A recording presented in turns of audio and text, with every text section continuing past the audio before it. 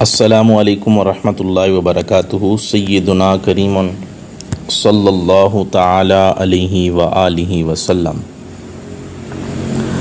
آسان تفسیر القرآن سورہ بقرہ، آج انشاءاللہ آیت نمبر 94 اور 95 لفظی اور با محاورہ ترجمے کے ساتھ بیان کی جائے گی، اور اس کی تفسیر انشاءاللہ عز و جل آپ کے سامنے بیان کی جائے گی۔ تو آئیں سب سے پہلے یہ دو آیت سماعت فرماتے ہیں اور اس کا لفظی اور با محاورہ ترجمہ کرتے ہیں۔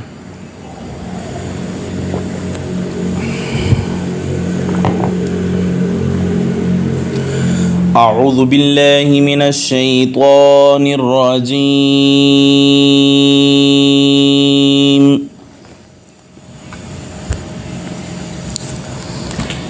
بسم اللہ الرحمن الرحیم۔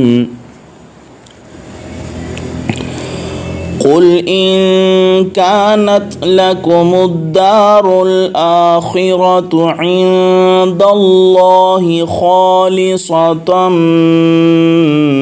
من دون الناس فتمنوا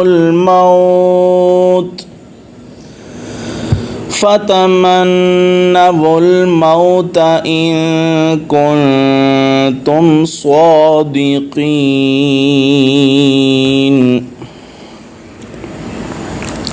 اے پیارے نبی کریم رؤوف الرحیم صلی اللہ علیہ وسلم، آپ فرمائیے، اگر تمہارے لیے ہی دار آخرت کی راحتیں اللہ کے ہاں مخصوص ہیں تمام لوگوں کو چھوڑ کر، تو بلا آرزو تو کرو موت کی اگر تم سچ کہتے ہو۔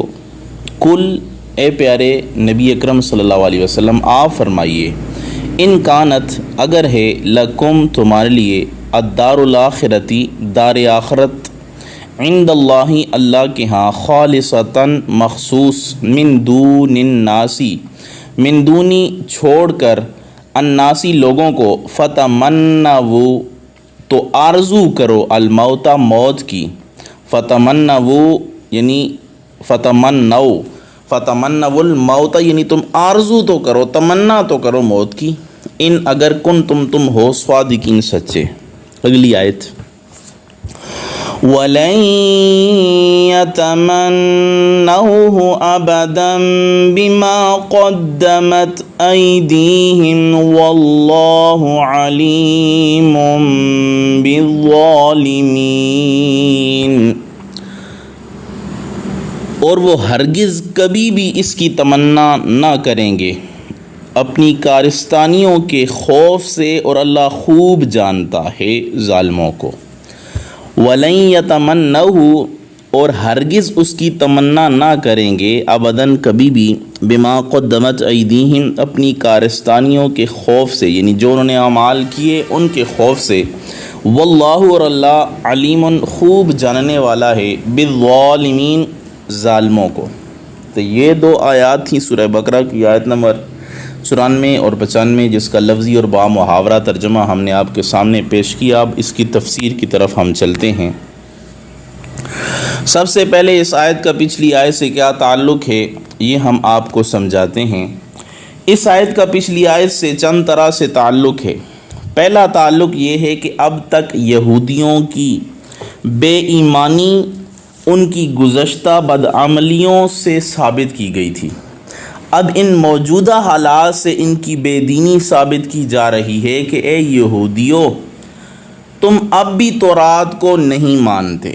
دوسرا تعلق، اب تک مناظرانہ رنگ میں گفتگو تھی جس کو شاید جہلاء نہ سمجھ سکتے، اب ایک نہایت ظاہر بات سے فیصلہ کروایا جا رہا ہے جس کو بچہ بھی سمجھ جائے گا کہ اے بے دینوں، اگر تم تورات کے ماننے والے ہو تو صرف زبان سے ایک بار ہی اپنی موت مانگ لو، موت کی تمنا اور آرزو کر لو۔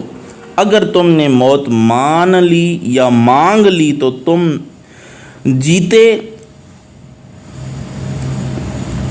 جیتے جی دیکھ لیتے کہ تمہیں موت واقع ہو جاتی، اور اگر تمہارے منہ سے یہ لفظ نہ نکلا تو ہم سچے اور تم جو ہے وہ جھوٹے۔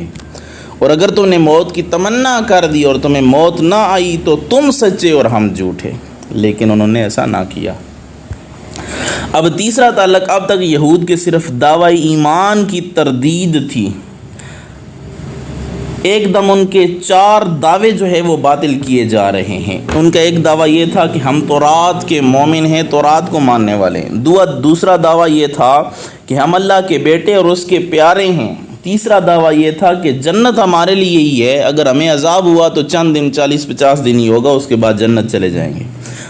چوتھا یہ کہ ہم کچھ بھی کریں ہمارے باپ دادا ہمیں بخشوا لیں گے، یعنی حضرت اسحاق علیہ السلام، حضرت ابراہیم علیہ السلام اور اسی طرح دیگر جتنے پیغمبر آئے وہ سارے جو ہے وہ ہمیں بخشوا لیں گے، لیکن انہیں بتایا گیا کہ ایسی بات نہیں ہے۔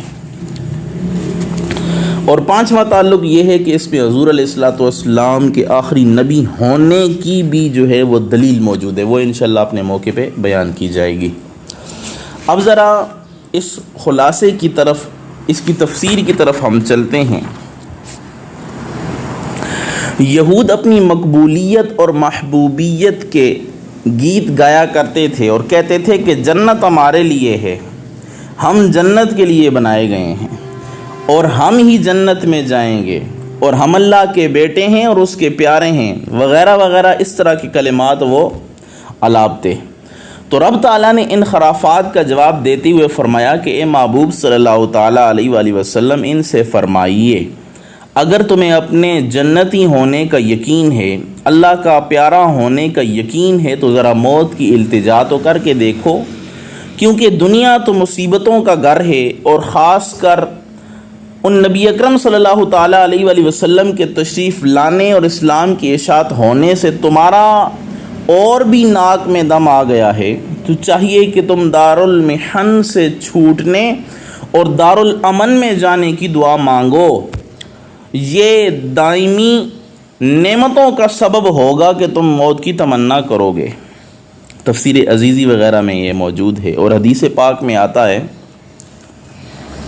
کہ لو ان الیہود تمنوا الموت لماتوا۔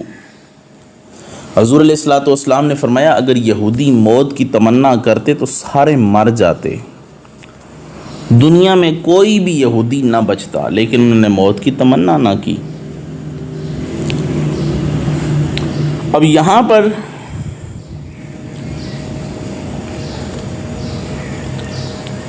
ایک اور بات آپ کے سامنے کرتا چلوں جو حضور نبی کریم رؤوف الرحیم صلی اللہ تعالیٰ علیہ وآلہ وسلم کی نبوت کے سچے ہونے کی دلیل ہے، وہ یہ ہے کہ حضور علیہ السلام نے جب انہیں کہا کہ تم موت کی تمنا کرو، اور قرآن نے انہیں حکم دیا کہ تم موت کی تمنا کرو، تو قرآن مجید کی صداقت اور ہمارے نبی کریم رؤوف الرحیم صلی اللہ تعالیٰ علیہ وآلہ وسلم کی نبوت کی یہ دلیل ہے۔ اس آیت میں قرآن مجید کی حقانیت اور ہمارے نبی کریم رؤوف الرحیم صلی اللہ علیہ وسلم کی آخری نبی ہونے پر دلیل ہے، کیونکہ قرآن مجید نے یہ پیش گوئی فرمائی کہ یہودی موت کی تمنا ہرگز نہیں کریں گے۔ اگر یہودی سچے تھے تو وہ موت کی تمنا کرتے، رسول اکرم صلی اللہ علیہ وسلم سے آ کر کہتے لو ہم نے موت کی تمنا کر لیے، ہم مرے نہیں ہیں، جی رہے ہیں، یوں تمہارا قرآن جھوٹا ہو جاتا، یوں تمہارا قرآن جو ہے وہ جھوٹا ہو رہا ہے اور آپ کی نبوت باطل ہو رہی ہے۔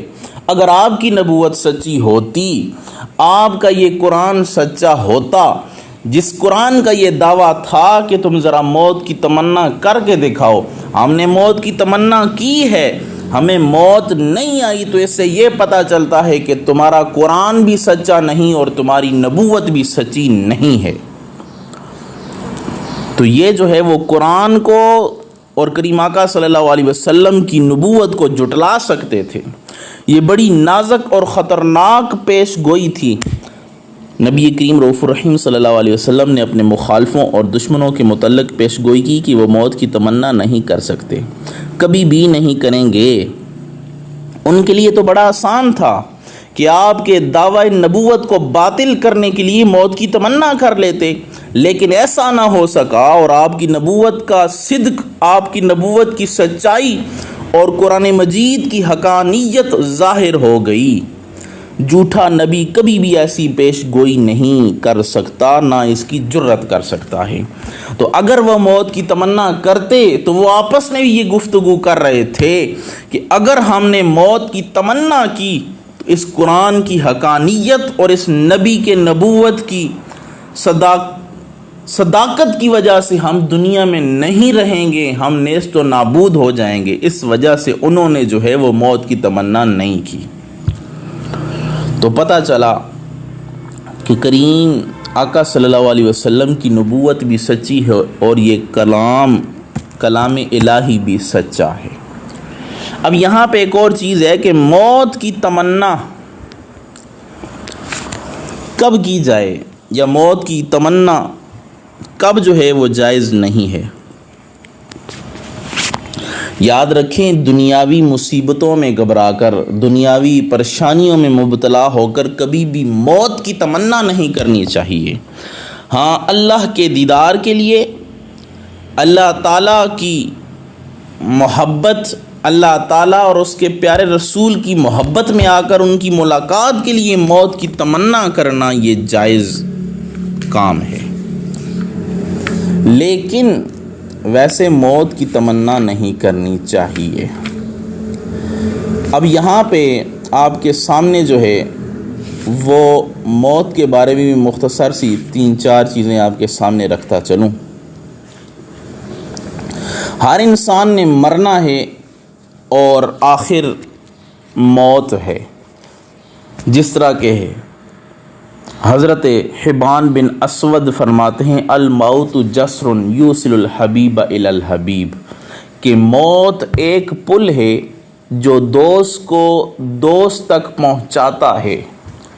اور بعد روایات میں آتا ہے سیدنا علی المرتضیٰ کرم اللہ تعالی وجہ الکریم نے فرمایا موت ایک ایسا پیالہ ہے، ایک ایسا گھونٹ ہے جسے ہر انسان نے پینا اور ہر انسان نے چکھنا ہے۔ تو موت سے مومن کبھی نہیں ڈرتا، موت سے جو ڈرتا ہے تو وہ کافر ڈرتا ہے۔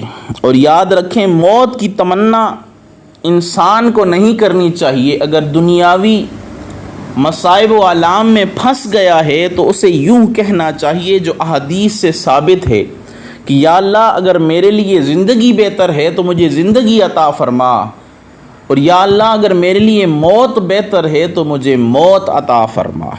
یا موت کی تمنا تب بھی کر سکتے ہیں کہ فتنے بہت زیادہ پھیل گئے ہوں اور انسان کو یقین غالب ہو کہ اب میں فتنوں میں جو ہے وہ پھنس جاؤں گا، تو اب اس کو جو ہے وہ موت کی تمنا کرنے کی اجازت ہے، کیونکہ حدیث پاک میں آتا ہے جس کا مفہوم یہ ہے، حضور نبی اکرم صلی اللہ تعالیٰ علیہ وآلہ وسلم نے ارشاد فرمایا کہ جب فتنے پیدا ہو جائیں تو فتنوں میں مبتلا ہونے سے پہلے یا اللہ مجھے اٹھا لینا۔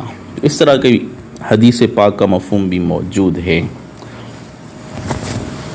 لیکن موت کی تمنا، یہ جو چند صورتیں ہیں، ان کے علاوہ موت کی تمنا کرنا جو ہے وہ جائز نہیں ہے۔ اور یاد رکھیں، جو مومن ہوتا ہے اسے موت بڑی عزیز ہوتی ہے۔ آپ کے سامنے چند جو ہے صحابہ کرام کے نمونے پیش کرتا چلوں۔ حضرت علی رضی اللہ تعالی عنہ صفین، جنگ صفین، اس وقت فرات کے ایک کنارے یا ایک مقام کے میدان میں ادھر ادھر گھوم رہے تھے، تو ایک طرف آپ کے منافقین کی جماعت ہے اور دوسری طرف آپ کے مخالفین کی جماعت ہے۔ آپ نے ایک باریک سی کرتی پہنی ہوئی ہے، بلا خوف و خطر ادھر ادھر گھوم رہے ہیں۔ آپ کے بیٹے حضرت امام حسن رضی اللہ تعالی عنہ نے عرض کیا، کیا جنگ کرنے والے ایسا ہی لباس پہنتے ہیں؟ آپ زرہ اور خود یعنی لوہے کی ٹوپی کا استعمال کریں۔ تو حضرت سیدنا شیر خدا نے فرمایا کہ اے میرے پیارے بیٹے، تیرے باپ کو کوئی پرواہ نہیں ہے کہ موت پر گرے جائے یا موت اس پر گر جائے۔ اسی طرح حضرت عمار نے کیا فرمایا، صفین کے میدان میں حضرت عمار بن یاسر دیوانہ وار کہہ رہے تھے کہ میں اپنے محبوبوں سے ملاقات کروں گا، وہ میرے محبوب محمد صلی اللہ علیہ وسلم اور ان کے اصحاب ہیں۔ تو پتہ چلا محبوب کی ملاقات کے لیے موت کی تمنا کرنا جائز ہے، اور دنیاوی مصیبت اور اس کی مشکلات میں پھنس کر جو ہے وہ موت کی تمنا کرنا جائز نہیں ہے۔ اب چلتے ہیں اس آیہ مبارکہ میں ہمیں کون کون سی جو ہے وہ فوائد ملتے ہیں وہ ہم ذرا جانتے ہیں۔ اچھا، اس سے پہلے موت کے بارے میں ایک اور چیز یاد رکھیں کہ دنیا کی مثال جو ہے یہ ایک اسٹیشن کی طرح ہے، اور حقیقت بھی یہی ہے کہ انسان پہلے عالم ارواح میں تھا، پھر عالم ارحام میں آیا یعنی ماں کے کوکھ میں، پھر عالم دنیا میں آ گیا، پھر وہ عالم برزخ میں پہنچ جائے گا، اور وہاں سے عالم آخرت کی طرف جو ہے وہ سفر کرے گا۔ تو گویا اس کے سفر کے دوران یہ دنیا ایک منزل ہے، ایک اسٹیشن ہے، جس سے وہ جلدی نکل کر اگلے اسٹیشن کی طرف جو ہے اس نے کوچ کرنا ہے۔ آخری ٹھکانہ، آخری اسٹاپ جو ہے وہ آخرت ہے۔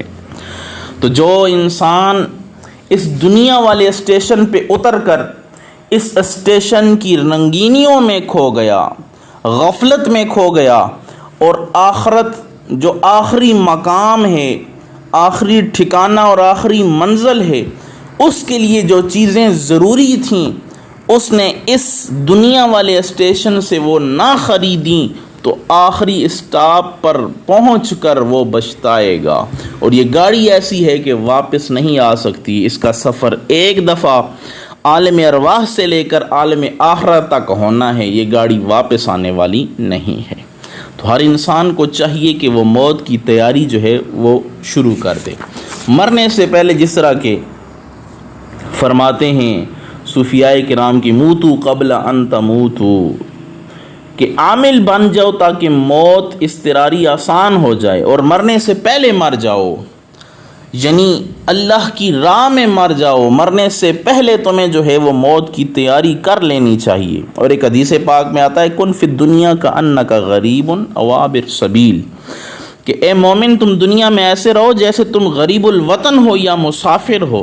تو دنیا میں مسافر کی طرح رہو یا غریب الوطن کی طرح رہو، کہ تم نے اپنے وطن یعنی آخرت کا جو ہے اس میں جانا ہے، یا تم مسافر ہو، تمہارا آخری ٹھکانہ آخرت ہے، اور تم غریب الوطن ہو، پردیس میں آئے ہو، تمہارا دیس جو ہے وہ آخرت ہے، تمہیں وہاں جانا ہے، اور اس کے لیے ضروری چیزیں جو ہیں وہ تمہیں ساتھ لے کر جانی ہیں، اور وہ کیا ہے؟ وہ ایمان ہے، وہ عقیدہ ہے، وہ نیک اعمال ہیں۔ یہ چیزیں اگر ہوئیں تو آخرت میں کامیابی ہوگی، وگرنہ خسارہ اور نقصان کا سامنا کرنا پڑے گا۔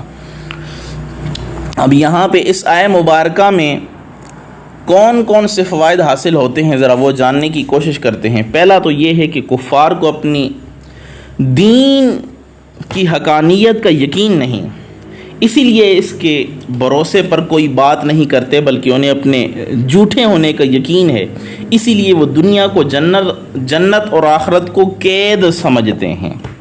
اب بھی ہندو وغیرہ دنیاوی زندگی کے بہت حریص ہیں، آپ نے دیکھا بھی ہوگا۔ دوسرا فائدہ یہ ہے کہ سب کی ملاقات اور حضور علیہ الصلوۃ والسلام کے دیدار یا اپنے ایمان کی سلامتی کے لیے موت کی تمنا کرنا جائز ہے۔ حدیث پاک میں کہ سعد بن ابی وقاص رضی اللہ تعالی عنہ نے خوف سے اپنی موت کی دعا کی، تو حضور علیہ الصلوۃ والسلام نے فرمایا موت مانگتے ہو میرے ہوتے ہوئے؟ تو اس کے حاشیے میں لمحات میں ہے کہ حضور پاک صلی اللہ علیہ وسلم کی زندگی پاک میں دعائیں موت کرنا منع ہے، اور انہوں نے جو ہے وہ اپنے مال یا اس چیز کے خوف کی وجہ سے جو ہے وہ موت کی تمنا کی، تو حضور علیہ الصلوۃ والسلام نے منع کر دیا۔ یا ایک شرح یہ بیان کی جاتی ہے کہ انہوں نے موت کی تمنا کی کہ شاید آخرت میں مجھ سے کوئی سوال وغیرہ نہیں ہوگا، تو حضور علیہ الصلوۃ والسلام نے یہ جانچ کر منع کر دیا کہ تم یہ چاہتے ہو کہ تم سے کوئی پوچھ گچھ نہیں ہوگی، اگر اس سوچ کی وجہ سے تم موت کی تمنا کر رہے ہو تو یہ سوچ رکھ کے موت کی تمنا کرنا جائز نہیں ہے۔ اگر تم مر گئے تو ضرور آخرت میں تم سے باز پرس ہوگی، تم سے پوچھ گچھ ہوگی۔ اب تیسرا فائدہ یہ ہے کہ مناظرے میں دلائل کے علاوہ دیگر علامات سے بھی مقابل کو خاموش کرنا جائز ہے، جیسے کہ مباہلہ۔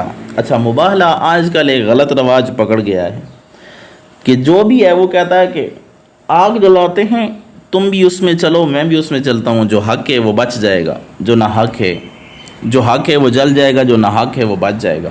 یہ مبالغہ نہیں ہے۔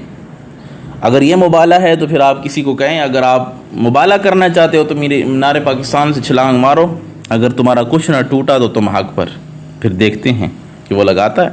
ایسی بات نہیں، مبالغہ یہ ہوتا ہے کہ دونوں فریق مل کر دعا کرتے ہیں کہ یا رب العالمین جو حق پر ہے اس پہ اپنی رحمتوں کا نزول فرما لے، اور جو نہ حق پر ہے اس پہ اپنی لعنت جو ہے وہ ڈال دے۔ جس طرح کہ نجران کے عیسائی قرآن میں موجود ہے، نجران کے عیسائیوں نے جب حضور علیہ الصلوۃ والسلام سے مباہلے کا چیلنج دیا تو حضور علیہ الصلوۃ والسلام بخود نفس نفیس بھی تشریف لائے، حضرت علی بھی آئے، امام حسن و حسین، حضرت فاطمہ تو زہرا سلام اللہ علیہا جب آئیں، جب ان 5 پاک ہستیوں کو انہوں نے دیکھا، آپس میں مشورہ کرنے لگے اگر انہوں نے آج دعا کر دی تو رہتی دنیا تک ہمارا ککھ نہیں رہے گا، کوئی بھی یہودی جو ہے وہ دنیا میں، کوئی بھی عیسائی جو ہے وہ دنیا میں نہیں رہے گا، لہٰذا مبالغہ نہ کرو۔ انہوں نے معافی مانگی اور کہا کہ یا رسول اللہ ہم مبالغہ نہیں کرنا چاہتے۔ تو مبالغہ اصل میں یہ ہوتا ہے کہ دعا کرنا۔ اس کے بعد ہے چوتھا فائدہ، بعض جگہ قرآن شریف میں صرف حضور علیہ الصلوۃ والسلام سے کہلوانے کے لیے آتا ہے اور دوسرے مسلمانوں سے کہلوانا مقصود نہیں ہوتا۔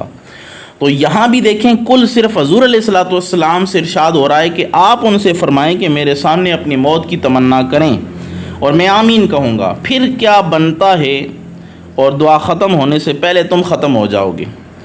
لیکن یہ بات یاد رکھیں، یہ جو حکم تھا حضور علیہ الصلوۃ والسلام کے دور مبارک تک تھا، اب تک نہیں ہے کہ اب اگر کوئی یہودی جو ہے وہ موت کی تمنا کرے گا تو فوراً مر جائے گا، ایسا نہیں ہے۔ دور صحابہ میں ایک شخص جو ہے، ایک عیسائی نے جو ہے وہ ایک صحابی کے سامنے جو ہے وہ موت کی تمنا کی تو حضرت عمر رضی اللہ تعالیٰ عنہ کے بیٹے حضرت عبداللہ بن عمر رضی اللہ تعالیٰ عنہ جلدی کمرے میں گئے، تلوار لے کے آ گئے اور اس کو پھر سمجھایا کہ یہ والا حکم جو ہے وہ خاص حضور علیہ الصلوۃ والسلام کی حیات مبارکہ کے ساتھ خاص ہے کہ اس وقت اگر کوئی موت کی تمنا کرتا تو مر جاتا۔ اب حضور علیہ الصلوۃ والسلام وصال فرما گئے ہیں، اس کا حکم اب تمہیں نہیں ہے کہ اب اگر تم کہو کہ میں موت کی تمنا کرتا ہوں میں نہ مرا تو قرآن بھی جھوٹا اور نبی بھی نعوذ باللہ من ذالک جھوٹے۔ تو حضرت سیدنا عبداللہ بن عمر رضی اللہ تعالیٰ عنہ نے تلوار نکال کر اسے بتایا کہ یہ جو تم کر رہے ہو یہ ٹھیک نہیں ہے۔ اگلا فائدہ یہ ہے کہ قرآن کریم کی غیبی جو خبریں ہیں وہ بالکل برحق ہیں کہ جن کی حقانیت لوگوں نے اپنی آنکھوں سے دیکھ لی۔ رب نے اعلان فرمایا تھا کہ اے محبوب یہ لوگ آپ کے سامنے موت کی تمنا نہیں کریں گے۔ انہوں نے یہ اعلان بھی سنا، پھر مسلمانوں نے انہیں للکارا بھی کہ ان کی حقانیت کا مدار اس دعا کو قرار دیا گیا ہے، مگر ان میں سے کسی نے اس کی ہمت نہ کی۔ اگر ایک نے بھی کی ہوتی تو یہ لوگ اسے خوب جو ہے وہ اچھالتے، لیکن کسی نے بھی موت کی تمنا نہیں کی۔ پانچواں فائدہ، جھوٹے کا جھوٹ ظاہر کرنا ضروری ہے تاکہ لوگ اس سے جو ہے وہ بچ سکیں۔ تو یہ اس آیہ مبارکہ سے جو ہے وہ ہمیں فوائد حاصل ہوتے ہیں۔ اللہ سے دعا ہے اللہ تعالی ہمیں یہ 2 آیات مبارکہ سمجھنے کی توفیق عطا فرمائے، آمین برحمتک یا ارحم الراحمین۔